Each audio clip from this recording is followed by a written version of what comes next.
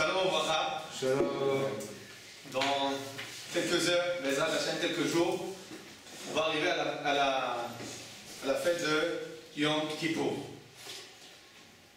Alors je vais vous poser une première question, à savoir, comment débute la tefila de Yom Kippour? Kol Nidre. Kol Nidre. Presque bonne réponse.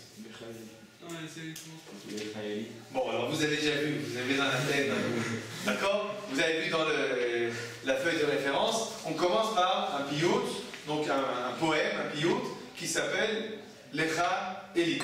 D'accord? Ce piyut a été écrit ou par Rabbi Abraham Ibn Ezra, il y en a qui pensent que c'est Rabbi Yehuda Halevi qui a écrit ce piyut.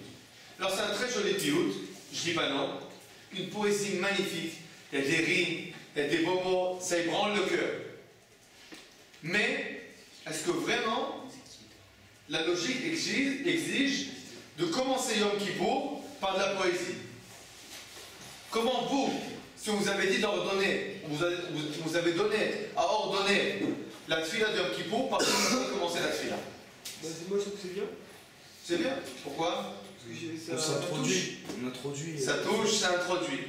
C'est vrai, mais je te pose la question. C'est quoi l'essentiel de la tefila de Yom Kippour? Être pardonné. Être pardonné. Alors par contre, on aurait pu commencer la tefila. On aurait dû commencer la tefila. Le vidouille. Vous connaissez, il y a le grand vidouille de Rabbeinu Nissim Gaon. Il y a un vidouille énorme qu'on lit. Ça dépend des différentes coutumes. Il y en a qui lisent le matin, il y en a qui lisent le soir. Mais il y a un très grand vidouille où on dit exactement toutes les fautes que c'est forcément quelqu'un qui a un afflux comme ça dans le Beth Knesset. Alors en théorie, on aurait dû commencer par quoi? Puisque Yom Kippour c'est le jour du grand pardon. Alors on aurait dû commencer par le vidouille, dans lequel on se repent sur nos fautes. On dit à Kadosh Baruch Hu, j'ai fauté, j'ai fait ça, j'ai fait ça, j'ai fait ça. Et alors finalement, pardonne-moi. Pourquoi on commence par une poésie, aussi jolie soit-elle? Non, c'est pas une poésie de louange. C'est pas une poésie de louange. Bon, la question est claire? Pour qu'on soit joyeux. Pour qu'on soit joyeux, non? Pour être joyeux, la vérité, c'est pas très joyeux comme poésie. Là, dans quelques minutes, on va la traduire, mais c'est pas très joyeux. Parce que d'abord on dit qu'on aime Dieu et après on se fait pardonner.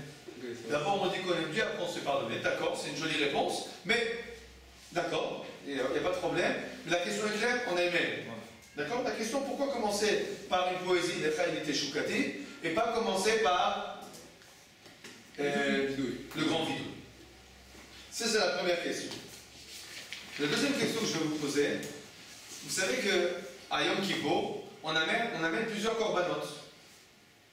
Un des grands corbanotes, un des sacrifices importants, c'est le sacrifice qui s'appelle As-Saïr Lachem. D'accord? Le Saïr, le bouc qu'on amène devant Akadosh Baruch Hu. Alors, sur quoi il vient expier ce Saïr Lachem? Sur quoi il vient expier ce bouc d'Akadosh Baruch Hu? Les fautes du Bnei Israël. Presque juste. Presque juste, ça veut dire totalement. C'est du peuple d'Israël, non? Ça, c'est Seir l'Azazel. Les fautes des Kohanim alors. Le bouc qui est pour l'Azazel, c'est lui qui va sur là, on fait toutes les fautes du Bnei Israël. Sur le Seir Lachem, quelle faute on fait? Il fait pardonner rien. Si, il fait pardonner quelque chose. Les fautes des Kohanim. Les fautes des Kohanim. Non. C'est Ça, c'est le pas. Ça, c'est le taureau. Le bouc. Alors, vous savez quoi? Qu'est-ce qu'il vient expier? Il vient expier sur la personne qui est rentrée au Beth Amikdash quand elle était impure. Si une fois dans l'année, il y a un juif, par pure inadvertance, il est rentré dans le Beth Amikdash en étant impur, dans ce cas-là, alors sur lui, on va amener le korban de Yom Kippour. Vous avez compris? Ça vous paraît logique? Non.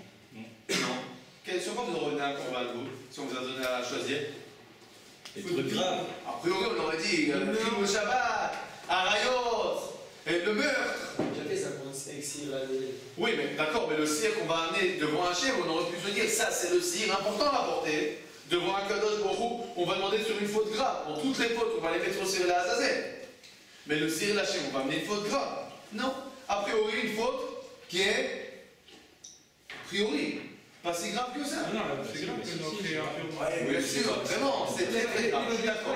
D'accord. Bon, on est d'accord que ce n'est pas dans les trois fautes sur lesquelles il y a Yarib al Yabo, sur lesquelles un homme doit se laisser tuer, ce n'est pas les fautes les plus graves de la Torah. Ça a été fait par inadvertance. D'accord? A priori, on va dire comme ça. Il y a lieu d'être surpris que ce soit la faute qu'on vient expier à Yom Kippour. On est d'accord? Bon, ça c'est là. Je pense que c'est peut-être très fréquent, mais alors justement, pourquoi laisser ça à Yom Kippour? C'est une raison de plus. Bon, ça fait deux questions. C'est quoi la première question? Pourquoi commencer par les deuxième question? Pourquoi Zafka? On va dire Tum'at Mikdash Vekodasha. On va amener un korban sur l'impureté qu'on a pu donner au Bet Mikdash. Troisième question. Combien de temps on fait Yom Kippour? Une journée. 35 heures? On dort. 18. D'accord. Dites-moi, il est si cruel que ça, Kadash Baruch Hu. On ne peut pas lui dire pardon une fois et on a terminé l'histoire? Pardon? J'ai dit vraiment pardon à Arvit. Quand déjà arrive Arvit, j'ai vraiment demandé pardon, je vous promets, c'est vrai. J'attends pas Nila pour demander pardon. Je sais pas pour vous, enfin, j'imagine qu'une grande partie d'entre vous aussi. Vous arrivez à Yom Kippour, déjà, rien qui rentre Yom Kippour, on se dit, bon, ça y est, maintenant c'est terminé les amusements, je demande pardon. Et quoi, on n'est pas sincère quand on demande pardon à Arvit? Il faut demander pardon 3 fois. Pourquoi il faut demander pardon 3 fois? Je sais pas, c'est écrit dans la. Il y a écrit que, d'accord, c'est vrai qu'il y a marqué dans la halakha que si quelqu'un a fait du mal à son prochain, alors il doit aller lui demander 3 fois. Bon, d'abord, on ne demande pas 3 fois pardon. On demande 18 heures pardon. Tu dis 10 fois plus que 3 fois pardon. D'autant plus, j'aimerais t'ajouter, c'est pour ça que j'ai posé la question, est-ce que le beaucoup est cruel, Khalil Avechas? Parce qu'on sait que c'est vrai que quelqu'un a demandé pardon, et quelqu'un, par exemple, qui a fauté vis-à-vis de son père ou vis-à-vis de son rab, combien de fois de demander pardon? Jusqu'à qu'il accepte. Mais la halakha nous dit que quoi? Que le père ou que le rab ne doit pas être cruel et de refuser le pardon. Je t'ai demandé pardon une fois, 2 fois, 3 fois, ça y est, dis j'ai pardonné, c'est terminé. Alors pourquoi nous on prie toute la journée à Kadosh Baruch Hu? On ne lui fait pas confiance? Quand on se met à demander pardon vraiment de tout notre cœur, 2 fois, 3 fois, c'est terminé. Toute la journée on doit être assis, toute la journée on doit prier. Ça vous interpelle pas comme question? Hein? On n'a rien à faire. Bon, on a rien à faire. Voilà, c'est déjà un Obed Knesset. Ben, moi je te dis, moi je le tourne. Tu me dis, il n'y a rien à faire. Je te dis, comment ça, un juif, il n'a rien à faire? Prends un livre de Gemara, il y a plein à faire toute la journée. Pourquoi? Qu'est-ce qui se passe sur le reste de l'année? Qu'est-ce qu'on fait quand on a du temps de libre? Bon, on étudie. Eh bien, Yom Kippour aussi. Si on avait du temps de libre, on aurait étudié. C'est peut-être pour nous qu'on répète pendant toutes les On nous convainc qu'on veut vraiment demander pardon. C'est ça, notre demander une fois. Je dis la vérité. Soyons honnêtes avec nous-mêmes. On n'est pas sincère déjà vite. On ne fait pas vraiment chouva. C'est sincère, mais on va s'en rappeler. Comment ça, peut-être pas? C'est quoi ce doute-là de notre propre personnalité? Tu te regardes en face du miroir. Comment ça s'appelle? Le qui pour soi. Tu te dis la vérité. Je demande pardon. Vraiment, je ne demande pas pardon. Non, mais Alors, qu'est-ce que tu as fait pendant envie? peut-être que nous on sait pas et qu'en fait. Comment ça, on ne sait pas? Tu sais pas si tu as été sincère ou pas? Mais t'as été sincère, mais pas assez. Comment ça, pas assez? Tu n'as pas vraiment demandé pardon? C'est ça. Non, je pose vraiment la question. T'as pas vraiment demandé pardon? C'est-à-dire que t'as demandé pardon qu'à la dernière minute de l'année là en fait. Non? Je te conseille de me dire qu'à la dernière minute. Bah non. Non, alors. Donc t'as déjà demandé pardon en Il faut tout le cheminement. C'est tout un cheminement pour arriver à la minute de l'année là pour demander pardon. Bon, je suis pas d'accord. Je suis pas d'accord. Moi personnellement, la vérité, je pense que Sincèrement, Arvit, je demande déjà pardon. La vérité pas Arvit. Mincha derrière Yom Kippour, on fait le vidouille. On doit faire le vidouille comme si on allait mourir. Et que c'est un vidouille pour dire Kadosh Baruch Hu, si jamais tu me prends maintenant, je fais vraiment tchouva. Déjà Mincha Yom Kippour, on fait tchouva, c'est terminé. C'est terminé. Peut-être c'est pas que dire pardon Kippour, peut-être. D'accord? Bon, la question est claire? Oui. Elle est claire? À partir de maintenant, on va essayer d'expliquer un peu plus qu'est-ce qu'on fait à Yom Kippour. Il y avait une fois, vous savez qu'il y a les chassidim et les mitnagdim. Vous connaissez? Oui, très bien. D'accord? Il y a les chassidim et il y a les mitnagdim. Les chassidim, ils sont très portés sur le côté de la tfila, de la tfekout, de l'attachement à Kadosh Baruch Hu et l'adhésion. Et alors que les mitnagdim, ils sont plus portés sur le côté de l'étude, de la réflexion intellectuelle. Alors, il y avait une fois un juif, Barvinan, le pauvre, il est devenu chassid. Il est devenu chassid. Ça veut dire quoi, Barminel? Et loin de nous. Dieu préserve, à Dieu ne plaise. À Dieu ne plaise, il est devenu chassid. Son père était en pleurs. Sa mère a presque fait Shiva. Mais alors son rab de la yeshiva, c'était horrible. On ne pouvait rien faire. On a essayé d'empêcher, mais rien n'a marché. Rien n'a réussi à le convaincre de rester dans la yeshiva authentique des mitnagdim. Notre cher élève est parti chez les chassidim. Il a étudié 1 an, 2 ans. Et au bout de 2 ans, voici que son rab le rencontre dans la rue. Il a déjà plus l'air d'un mitnaged, il a déjà l'air d'un vrai chassid, avec des grandes péotes comme ça, un Streimel et tout. Et le rab qui le regarde comme ça avec un petit peu d'ironie, il dit « Ah, comment ça va ?»« Ça va bien, bon Hachem, et vous ?»« Tout va très bien, bon Hachem. »« Alors, qu'est-ce que tu as appris là-bas chez les chassidim? Peut-être que tu as appris à lire les pensées ?» Alors l'élève qui lui répond tout de suite, clair et net, « Bien sûr. »« Ah bon? Alors dis-moi à quoi je pense maintenant. Vous pensez à Kadosh Baruch Hu. Eh ben non, c'est raté. C'est pour ça que tu es chez vous.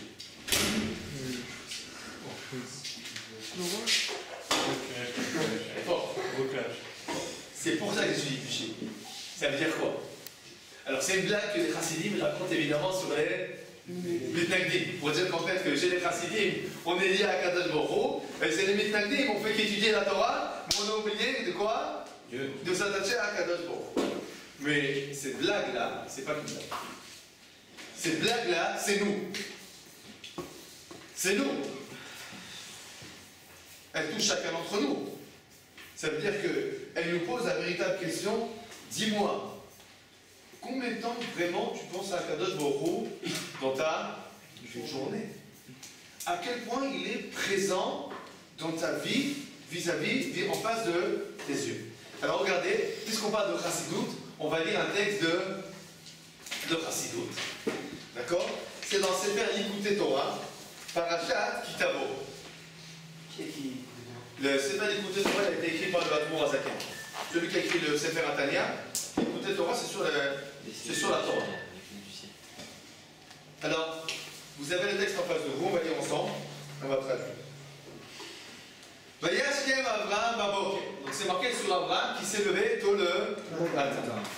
Dehaynu, c'est-à-dire, chez Ahava Mesuteret, chez Belev, Kol Echad Echad Nisrael. C'est-à-dire que l'amour que chaque juif il a dans son cœur, et c'est un amour caché, Ibelen ou Beester. C'est quelque chose qui est caché, qui est voilé. Ou Bivrinat Shena. C'est en torpeur, ça dort. Vetsarir Leorera Mishenata. Et il faut réveiller cela. Comment chez Gatou, comme il était fille, je vais expliquer. C'est des jeux de mots, c'est un jeu de mots que l'amour Azaken lui fait, mais il est très profond. Il a écrit Abraham, il s'est levé le matin. Quand c'est qu'il a écrit ça? Pour la Akeda. Abraham, il s'est levé tôt le matin. Vous savez que dans la Chassidoute, mais pas que dans la Chassidoute, c'est quoi Abraham? C'est quoi la mida de Abraham? C'est vrai. Il y a quelque chose d'autre qui a été dit sur Abraham, qui a été dit sur aucun autre. La prière. Abraham, Oavi. Abraham, mon amoureux. C'est Abraham, celui qui m'aime. Akadosh Baruch Hu, il dit Abraham, c'est quelqu'un qui m'aime. Alors qu'est-ce que ça veut dire? Vayash kem Abraham baboker. Ça veut dire qu'un juif, le matin, il doit réveiller Abraham. Qu'est-ce que ça veut dire qu'il doit réveiller Abraham? C'est-à-dire qu'il doit réveiller, l'amour qu'il a pour Dieu, que son emblème, son symbole, c'est qui? Abraham. Et à Tcheterpat. Donc on va réveiller l'amour jusqu'à que il se conçue. Il y a des moments où il faut que l'amour soit caché. Et c'est ça le matin. Et c'est ça ce qu'on fait le matin, il faut réveiller l'amour pour Akadosh Baruch Hu. En gros, un juif il a dormi, qu'est-ce qu'il a fait pendant qu'il dormait? Ben, il dormait. Donc puisqu'il dormait, il y a eu un certain voile. À quel niveau il y a un certain voile? Pas au niveau intellectuel. Un voile au niveau de la présence divine vis-à-vis en face de ses yeux. Le matin, qu'est-ce qu'il faut faire? Il faut réveiller cette présence divine devant nos yeux.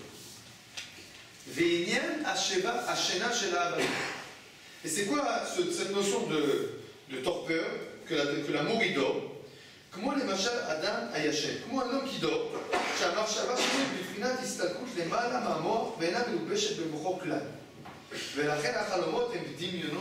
C'est comme un homme qui dort. Qu'est-ce qui se passe? Ses pensées, elles ne sont pas dans son cerveau. Elles sont au-delà. En gros, quand on dort, ça flotte. Ça flotte. La pensée, elle flotte. Alors quand on dit que l'amour qu'on a pour Akadosh Baruch Hu, c'est un amour en torpeur, qu'est-ce que ça veut dire? Ça flotte. Ça flotte.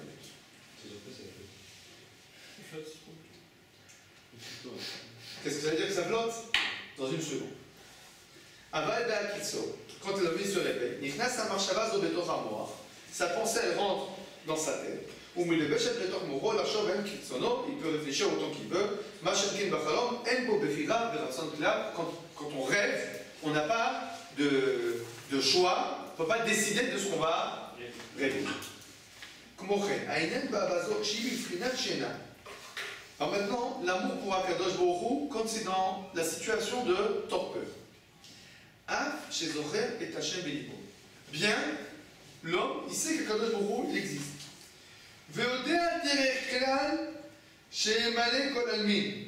Et il sait de façon générale qu'Akadosh Baruch Hu, il remplit le monde.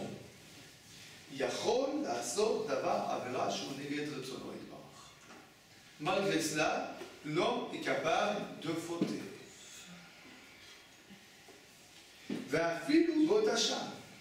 Et même au moment où il pense à Akadosh Baruch Hu, il est capable de fauter. Comme nos sages nous ont dit, le voleur, avant de faire son infraction, il lève les yeux au ciel et dit à Akadosh Baruch Hu, je t'en prie, donne-moi un coup de main. Mais qu'est-ce qu'il est en train de faire là? Il est en train de faire une affaire. Mais il demande quoi? L'aide à Akadosh Baruch Hu. Chez Atzler avec les bateaux, qui puisse réussir son larcin. Parce que cette connaissance d'Akadosh Baruch Hu, c'est rien comme Dimion, comme une illusion. Alors, je vais expliquer, on a lu des mots, je vais expliquer un peu qu'est-ce qu'il veut nous dire par là, le Admorazak. Il explique la chose suivante. Il dit en fait, si on pose la question à chacun d'entre vous, à chacun d'entre nous, est-ce que tu aimes Akadosh Baruch Hu? Un juif va répondre tout de suite, mais bien sûr. Et Akadosh Baruch Hu, où il est omniprésent, il est partout dans le monde. Alors comment tu fais des fautes? Comment tu fais des fautes? Comment c'est possible de fauter? Vous étiez dernièrement à un mariage? Qui est un mariage dernièrement? Bon.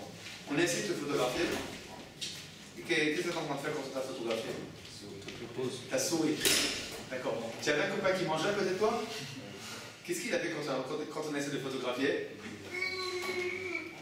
Une seconde. Ça va arranger, il a mis sa cravate, comme il faut, d'accord? Pourquoi? C'était On le photographie. On est en train de le filmer. Chacun d'entre nous. Si on le filme, automatiquement, qu'est-ce qu'on fait? Le beau gosse. Voilà, comme tu l'as dit. Le beau gosse, d'accord? On redresse le dos, on arrange la veste, on vérifie la barbe, les cheveux, la kippa, tout en place. Tout est né. Voilà, maintenant je me présente. Vas-y, tu peux.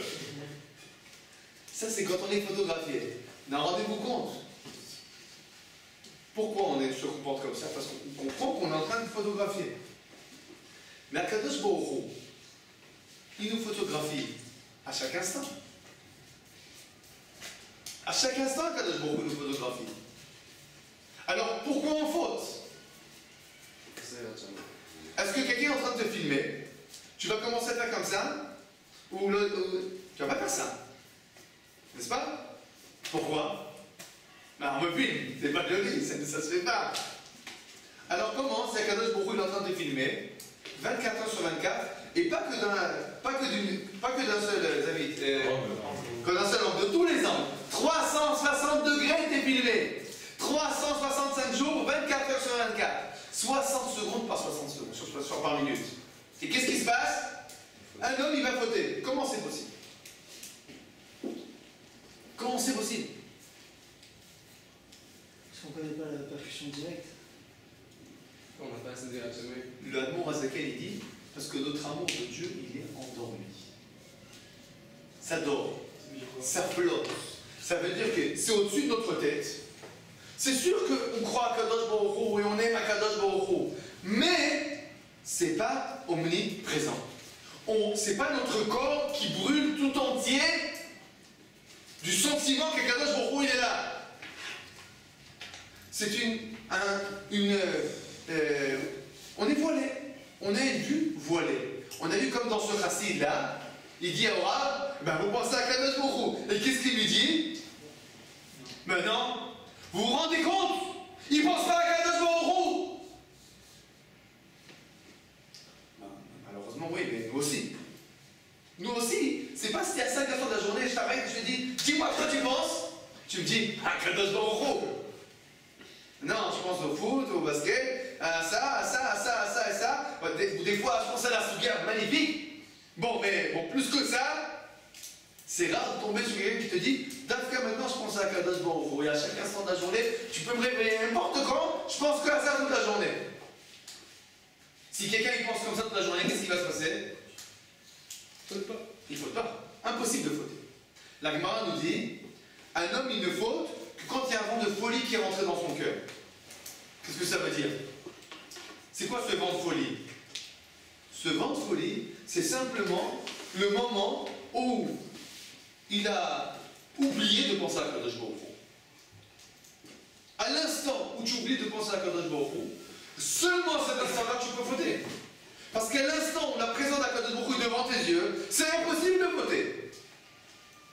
Donc un homme ne peut fauter que si à un moment ou à un autre, en fait, il oublie Akadosh Baruch Hu.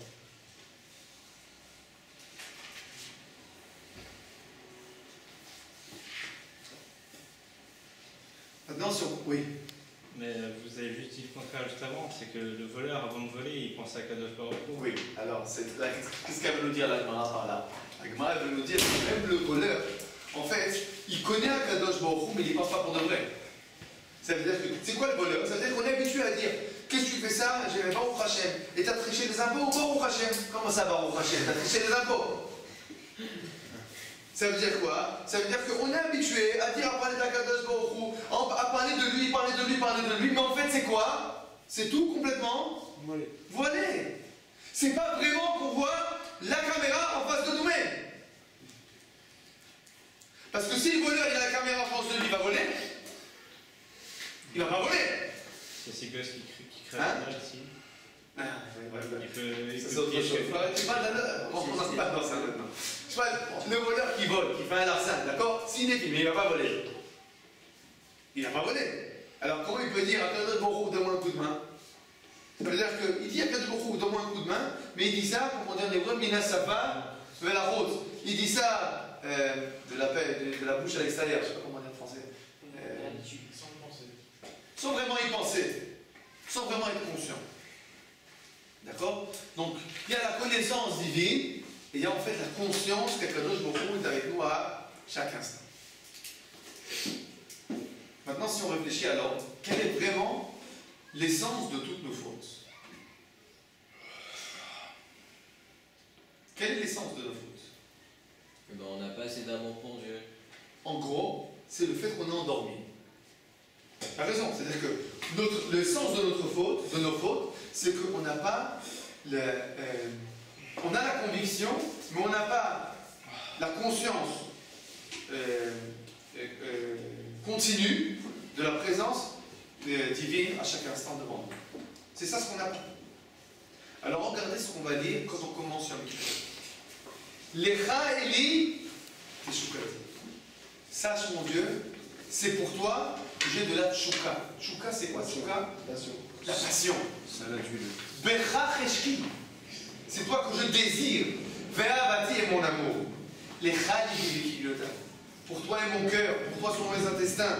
Lecha Ruchi Ve'nishmati. Pour toi mon âme, pour toi mon souffle. Lecha Yadai, pour toi mes mains. Lecha Raglai, pour toi mes pieds. Umima Achitechina. Et c'est de toi toute ma confection. Lecha Atzmi, je suis à toi dans mon essence. Lecha Dami, est à toi mon sang. Ve'ori Geviati, mon corps, ma peau.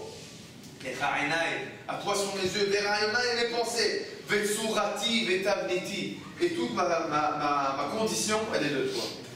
Lecha Ruchi, à toi est mon souffle. Lecha Ruchi, ma force. Umiftachi, ma protection. Ma protection. Vetikvati est mon espoir. Les Khalibi Vénapor, etc. En fait, c'est quoi ce poème? C'est un poème, c'est une poésie d'amour. Une déclaration d'amour. Pourquoi on commence par ce poème?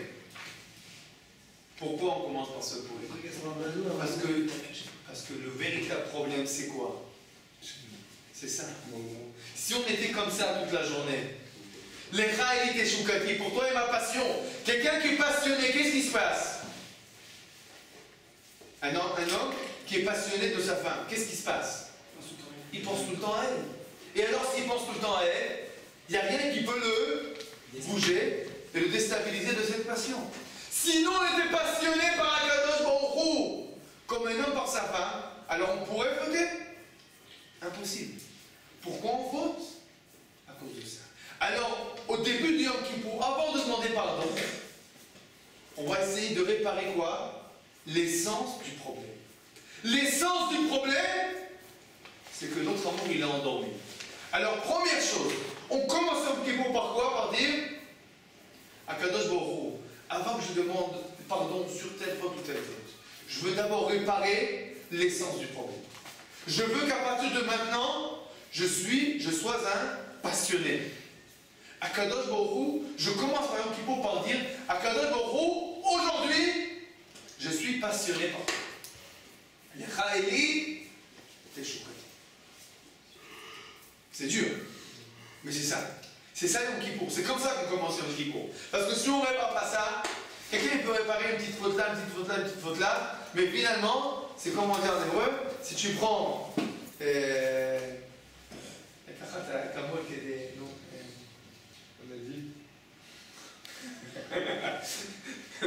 en gros, tu t'occupes des symptômes et tu répares pas et tu t'occupes pas de la maladie.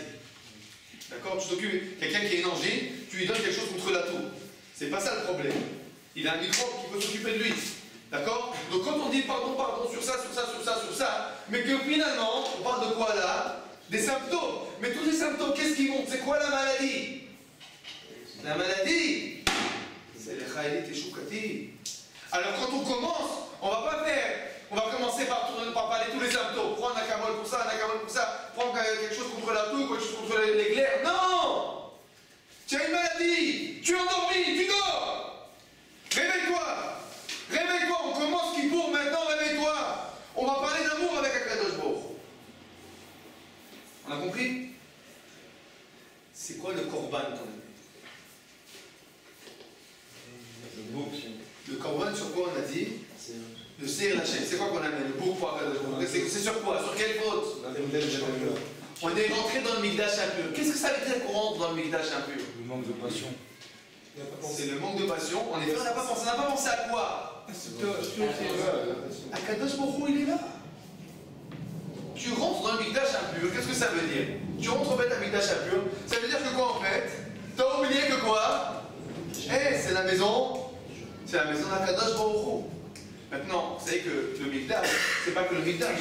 En fait, quand on dit que quelqu'un peut rentrer dans le Mikdash impur, le monde entier c'est un Mikdash. Parce que c'est vrai que Akadosh Baruch Hu, le Beth Mikdash, il est aussi où? Partout. Donc c'est quoi quelqu'un qui amène un korban sur le fait que j'ai oublié qu'Akadosh Baruch Hu, il était là? C'est quoi en fait? Il amène un korban sur l'essence de la faute. C'est vrai qu'a priori c'est une petite faute. Il est rentré en impureté. Non, mais c'est une petite faute qui montre quoi? Qui montre l'origine de toutes les fautes. Parce que la faute de rentrer en impureté, ça veut dire quoi? C'est la faute de celui qui oublie qu'Akadosh Baruch Hu est là. Or celui qui oublie qu'Akadosh Baruch Hu est là, eh ben c'est celui-là qui peut fauter. Parce que si tu n'avais pas oublié qu'Akadosh Baruch Hu était là, tu n'aurais fait jamais aucune faute. Donc c'est vrai qu'a priori c'est une faute comme ça on va dire pas si grave que ça, mais c'est une faute qui parle de l'essence de la faute. Et c'est pour ça que quel korban on va faire au Kippour? Le korban qui nous rappelle qu'Akadosh Baruch Hu, il occupe chaque parcelle du monde. La caméra est allumée à chaque instant et à chaque endroit de la planète. Maintenant qu'on a vu ça, pourquoi on prie toute la journée en Kippour? On s'est calmé. Il y a aussi la détente. Le peuple Alors, a priori, on aurait pu dire c'est parce qu'on a demandé pardon toute la journée. Mais comme on l'a vu, c'est difficile de penser que Kadosh Baruch Hu, il nous pardonne pas si on a vraiment demandé sincèrement. Mais c'est pas ça le but. C'est quoi le but? C'est penser qu'à lui. À Yom Kippour, c'est le jour où on répare l'essence. Toute l'année, on est occupé par mille et une choses. Yom Kippour, on pense qu'il y a une seule chose. Toute la journée, on pense que quoi? Un Kadosh Baruch Hu. On doit être capable de faire Yom Kippour toute l'année. Seulement, quand on travaille, quand on va aider sa femme, s'occuper de sa femme, etc., c'est difficile de penser à Kadosh Baruch Hu à chaque instant. Qu'est-ce qu'on fait à Yom Kippour? On s'entraîne. Alors, comment on fait pour s'entraîner? On sait. Qu'est-ce qu'on fait? Toute la journée, on reste en bed avec Knesset et on prie. Une journée dans l'année, on essaye de ne penser que à Kadosh Baruch Hu. Une journée dans l'année, on essaie vraiment d'être passionné, de n'avoir toutes nos pensées occupées que par la pensée d'Akadosh Baruch Hu.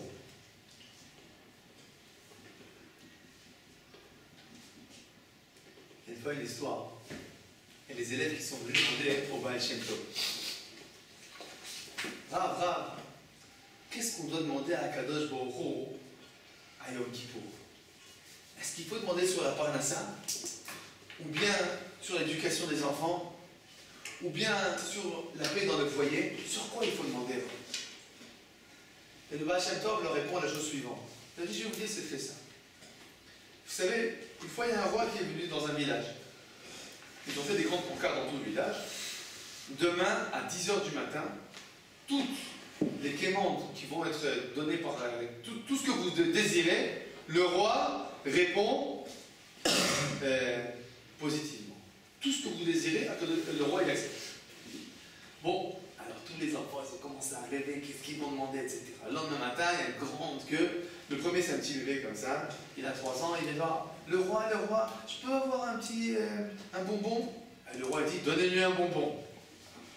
Et après, il y a son frère de 7 ans qui dit, le roi, je peux avoir une petite voiture? Donnez-lui une voiture. Et après, le grand frère de 17 ans, le roi, je peux avoir une vraie voiture? Donnez-lui, le papa il arrive, une maison, donnez-lui une maison, etc. Chacun demande. À la fin, il y a un petit enfant qui vient et dit, le roi, oui, qu'est-ce que tu veux mon cher enfant?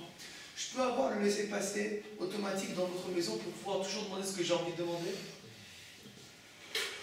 Il dit, c'est ça ce qu'on doit demander à Yom Kippour.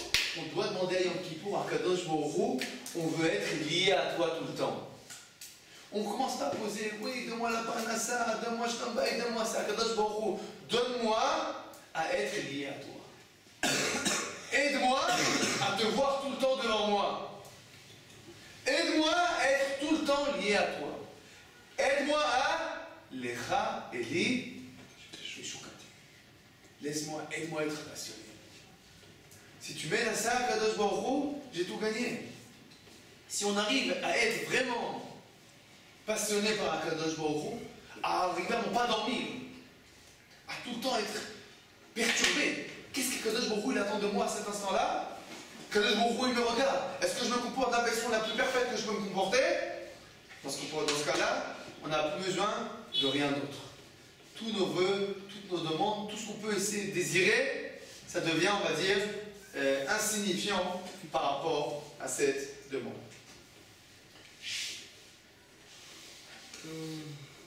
Yeh Ratzon, Bezrat Hashem, que Kadosh Baruch Hu nous aide à ressentir sa présence à chaque instant. Et Bezrat Hashem, que le Kippour qui va venir, il va être différent du Kippour d'avant. Dans ce Kippour, quand on va dire les Chaïli, on va essayer de réfléchir à chaque mot et à vraiment à vouloir arriver à cette madriga, à ce niveau-là, ce niveau d'être dans lequel on ne pense à Kadosh Baruch Hu qu'à chaque instant. Tikavou, Tichatmou, Techaim, Tovim ou Shalom, que Kadosh Baruch Hu exauce Bezrat Hashem toutes vos prières.